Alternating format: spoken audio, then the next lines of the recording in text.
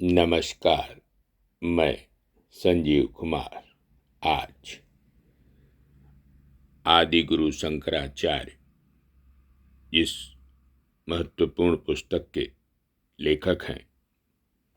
श्री व्यथित हृदय इसका 5वां और अंतिम भाग आपके समक्ष संक्षेप में प्रस्तुत करने का प्रयास कर रहा हूँ।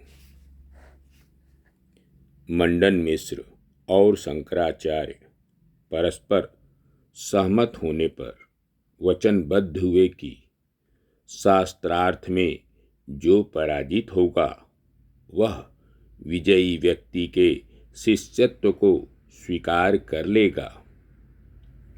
परंतु महत्वपूर्ण प्रश्न था कि 2 प्रकांड पंडितों की मध्यस्थता कौन करेगा। शंकराचार्य ने मंडन मिश्र से निवेदन किया, आपकी पत्नी सरस्वती अत्यंत विदुषी और पंडित हैं। मध्यस्थ पद के लिए वे सर्वथा उपयुक्त हैं। शास्त्रार्थ 7 दिनों तक चला और शंकराचार्य के विजय की घोषणा स्वयं सरस्वती ने किया। परंतु सरस्वती ने शंकराचार्य से निवेदन किया, आपने मेरे पति को अवश्य पराजित कर दिया है, पर शास्त्रानुमोदित रूप से अभी वे पूर्ण रूप से पराजित नहीं हुए हैं।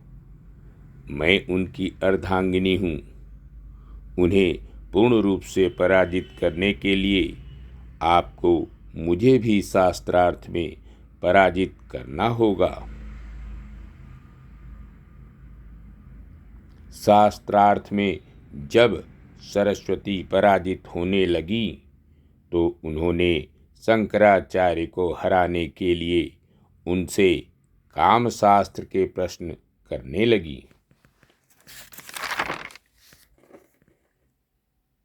कामशास्त्र संबंधित प्रश्नों का उत्तर देने के लिए शंकराचार्य ने 1 वर्ष का समय मांगा। संयोग से उन्हीं दिनों राजा अमरदेव की मृत्यु हो गई।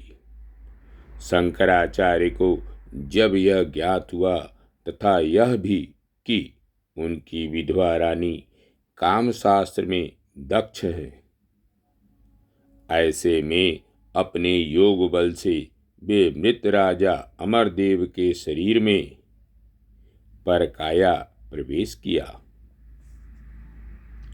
कुछ ही दिनों में शंकराचार्य कामशास्त्र के भी पंडित बन गए। भोग विलास करने पर भी शंकराचार्य की आत्मा सदा भोग विलास से निर्लिप्त ही रही।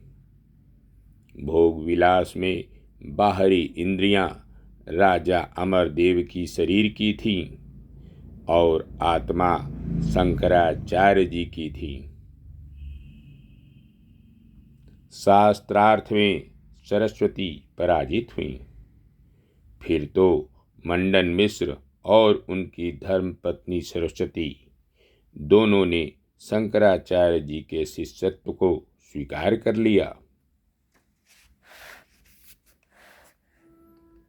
एक दिन शंकराचार्य काशी में गंगा तट पर आसीन थे।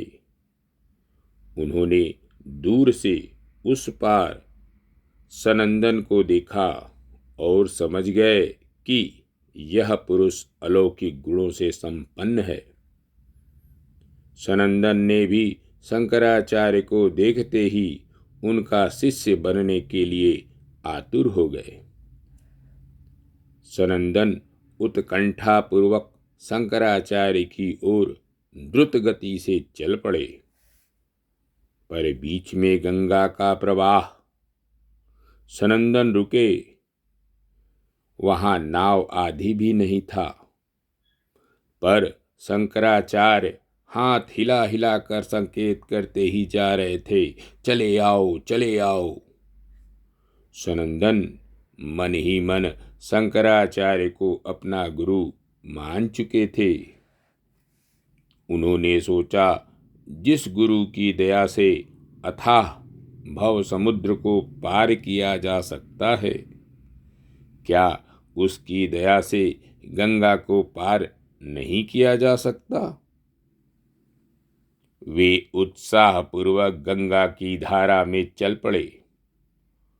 उन्होंने बड़े आश्चर्य के साथ देखा कि जब गंगा की धारा में आगे बढ़ने के लिए अपना पग उठाते हैं तो उनके आगे गंगा के गर्भ से एक प्रस्फुटित कमल पत्र निकलकर फैल जाता है। शंकराचार्य ने इन्हें अपना शिष्य बनाया और उनका नामकरण किया पद्मपाद।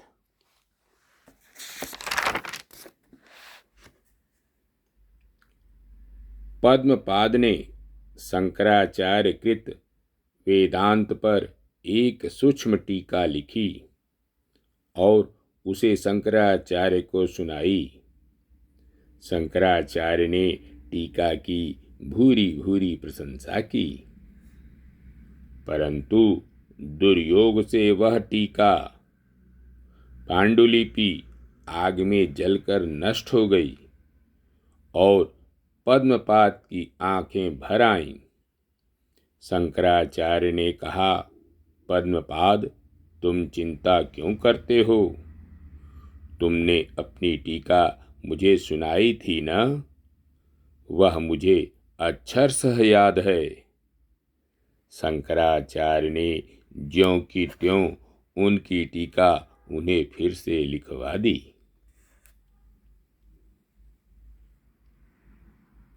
शंकराचार्य छोटे बड़े सबका आदर करते थे, सबकी बातें बड़े आदर से सुनते थे। उन्हें जिस किसी बात में सार या तत्व मिलता था वे उसे बड़ी निष्ठा के साथ ग्रहण कर लेते थे।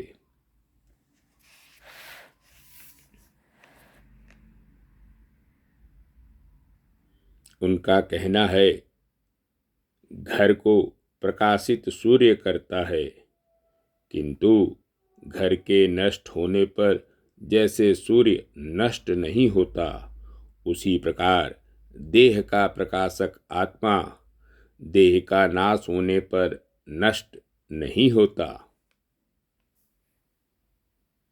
जिसमें वैराग्य और मुमुक्षुत्व तीव्र होते हैं, उसी में समा दमादि खट संपत्ति चरितार्थ और सफल होते हैं। ब्रह्म सत्य, जगत मिथ्या है, जीव ही ब्रह्म है। आत्मबुद्धि को विकसित करने के लिए सर्वप्रथम त्याग का ही अंचल पकड़ना पड़ता है। स्वर्ग क्या है? उत्तर, लालच और कामना का विनाश। नरक का एकमात्र द्वार क्या है? स्त्री में पुरुष का मोह और पुरुष में स्त्री का मोह।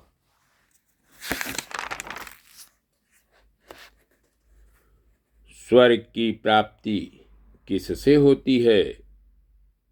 जीवों की अहिंसा से।